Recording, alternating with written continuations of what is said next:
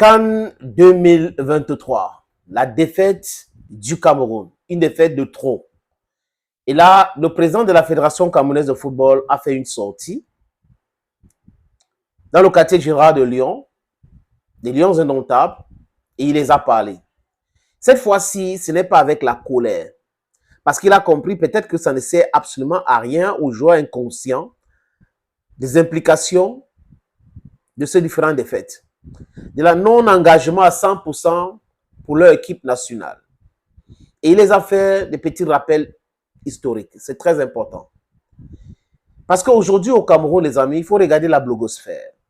La plupart des personnes qui critiquent cette équipe, c'est parce que la plupart sont des binationaux. La plupart ne sont pas nés au Cameroun, ne connaissent pas les enjeux, regardent plus l'argent qu'ils gagnent en club que l'équipe nationale et jouent avec beaucoup de réserves. Ils jouent peut-être à 30% de leur capacité. Je dis 30% de leur capacité. Le seul qui montre de quoi il est capable jusqu'à aujourd'hui, je dis que des gens qui sont nés à l'extérieur, c'est Castelletto. À un certain niveau, où? Mais Castelletto. Castelletto se donne, il se poumon, c'est exactement comme ça que les gars devraient jouer à l'équipe nationale. Mais aujourd'hui, quand on regarde l'équipe, c'est d'une catastrophe à nul autre pareil. Pas d'engagement à 100%, inconscient des enjeux, et jouer avec les organes des gens, femmes, hommes y compris. Allez voir comment ça a créé en Côte d'Ivoire. Comment est-ce que les Camerounais ont été humiliés en sortant du stade, les amis? Les Ivoiriens attendaient à ce moment-là. Ils ont humilié le Cameroun ou les supporters camerounais. C'est de bonnes guerres. Je dis encore, entre la Côte d'Ivoire et le Cameroun, vraiment c'est un peu plus frais. Ne mettez pas les organes. C'est comme ça. Même les Camerounais ne laissent pas les Ivoiriens quand les gars perdent un match ou font un match nul. Les Camerounais ne laissent pas. Donc du coup, c'est de bonnes guerres. On se tire, voilà, et ça continue comme ça. Et je vous ai dit ici que même sur les plateaux de télévision en Côte d'Ivoire, les Ivoiriens prient Dieu sur leur plateau de télé que le Cameroun soit éliminé avant la Côte d'Ivoire. Même si la Côte d'Ivoire sera éliminée, mais que la Côte d'Ivoire sorte de la compétition avant le Cameroun. Après le Cameroun, désolé les amis. Maintenant, revenons à nos moutons pour Eto'o. Eto'o connaît et comprend l'implication d'une défaite de l'équipe nationale, surtout dans une compétition comme la Confédération africaine de football ou la Coupe d'Afrique des Nations. Désolé, c'est organisé par la Confédération africaine de football. Il connaît les implications. Il connaît les enjeux. Les gens qui étaient en 2008 au Ghana nous ont raconté que les Lions ont mis leur sélectionneur de côté après avoir perdu le premier match pour arriver en finale. Oui, ils ont décidé d'arriver en finale. Donc, les Lions peuvent. Mais la plupart de ces Lions à l'époque étaient nés à Nuben, Djitab né à Bafoussam, Rigobert sont nés à Bodmakar, je dis n'importe quoi. Kamini né à Biemassi, pas à Biemassi, oui, entre Biemassi et Obéli, Chapé Obéli, à Yaoundé. Donc, la plupart des gars étaient des gars du terroir qui connaissent la souffrance, qui savent que ça se passe comme ci, comme ça, et les implications. Mais quand on regarde donc le statut même de l'équipe nationale du Cameroun aujourd'hui, on a André Onana qui est né au Cameroun, on a Fabrice Ondoa qui est né au Cameroun, en dehors de ce nom que j'ai cité là. La plupart où ils ne sont pas nés au Cameroun, où ils sont partis du Cameroun peut-être à 4 ans. Donc ils ne comprennent pas de quoi il est question aujourd'hui les amis. On nous a dit que Kemen, c'est le nouveau Marc-Vivien Fou. Il est nul de chez nul. Les deux matchs que Kemen a joué, c'est-à-dire que c'est la catastrophe totale.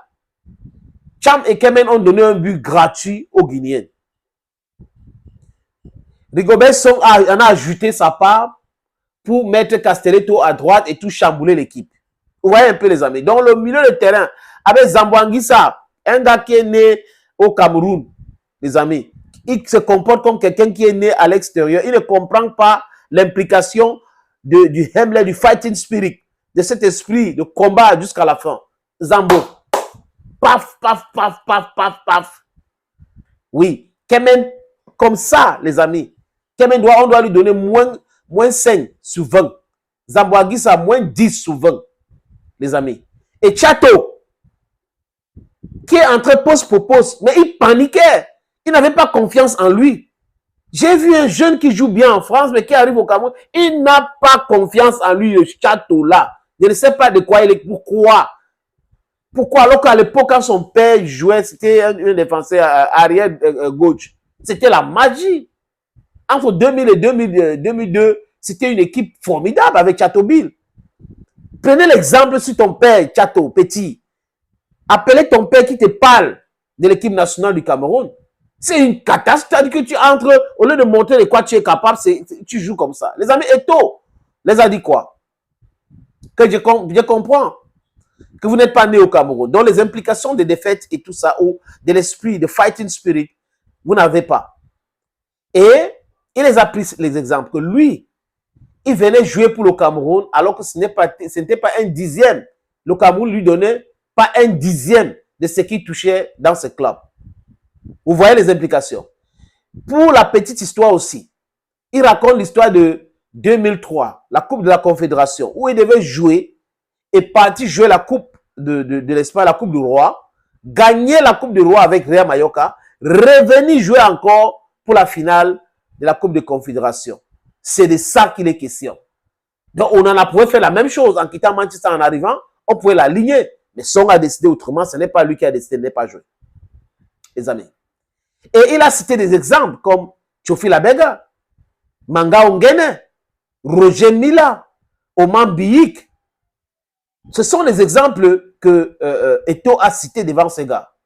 Et il a pris une résolution que non, ils vont maintenant regarder l'état du patriotisme de tout un chacun avant de le convaincre pour le binational de venir jouer. Parce qu'il ne faut pas convaincre les gars qui ne croient pas à quelque chose, qui pensent que c'est juste une autre compétition comme ça, sur le championnat français, on peut venir jouer comme on veut, on peut, ben attends, on ne va pas être relégué en deuxième division et on aura notre argent. Non, c'est une compétition qui dure un mois et ça, le prestige du pays que vous représentez est très important. Si vous n'intégrez pas qu'avant vous, vos grands-parents, vos parents ont fait la fierté de cette équipe, ça ne va pas marcher.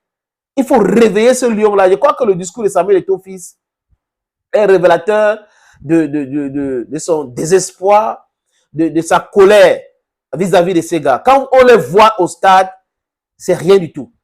La défense se débrouille, mais désordonnée. Au milieu du terrain, Zambanguissa et Kemen d'une catastrophe à nul autre pareil. Quand la défense a des problèmes, le milieu du terrain a des problèmes, je ne peux pas accuser les attaquants. Parce que ce sont ces gens qui nourrissent les attaquants de ballon. Mais quand ils ne peuvent pas nourrir les attaquants de ces ballons-là, les amis, vous pensez honnêtement avec moi que ces attaquants-là vont faire quoi? Ils se replient souvent pour prendre le ballon, mais ils ne peuvent pas prendre le ballon tout le temps de la défense jusqu'à aller marquer un but. C'est une construction du gardien au défenseur, au milieu du terrain, et ça passe. Mais quand le gardien envoie un ballon au défenseur, le défenseur envoie chez le défenseur à un autre défenseur, défenseur à un autre défenseur, après on envoie au milieu de terrain, milieu de terrain, ça revient à la défense, ça tourne. C'est ce qu'on appelle manque de confiance. Et cette manque de confiance est visible, est perceptible au sein de cette équipe. Ce manque d'engagement des Lions indomptables est visible. Mais je dis encore, je reste positif. C'est vrai que tout est à refaire, mais ces gars peuvent se réveiller. Ils peuvent se réveiller en se qualifiant et en allant loin. On a vu des situations comme ça, où les équipes repêchées sont allées très loin. Parce que l'appétit vient en mangeant. C'est comme le diesel. Espérons qu'ils vont se comporter comme le moteur diesel. Où c'est crescendo, ça monte, ça monte, ça monte. Après, bam, ça explose. C'est ce qu'on attend de ces gars. Vous comprenez un peu, les amis? C'est ce qu'on attend de ces gars. Espérons que ça va aller comme ça.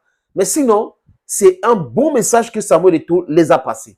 Et il faut prochainement discuter de l'état de patriotisme, d'engagement de chaque personne avant d'intégrer l'équipe nationale du Cameroun. Parce que regardez Mbembe qui est blessé. Abouaka qui est blessé. On prend les gens. Regarde Mbembe quand il joue. Mbembe, il veut jouer même s'il n'est pas né au Cameroun. Il veut jouer. Regarde, il a l'esprit là. Quand vous regardez Castelletto, il veut jouer, il veut donner tout. Il veut André Onana, il veut le reste.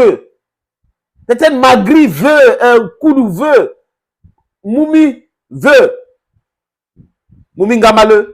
Mais quand le milieu de terrain est toussif avec les Kemen, avec des Nou, avec des Zambanguissa, ça va donner quoi? Rien du tout. Donc, c'est important qu'après la CAN, les prochaines séances, il faut vraiment réfléchir sur qui appeler dans cette équipe. Il ne faut pas appeler les gens parce qu'ils brillent dans leur équipe.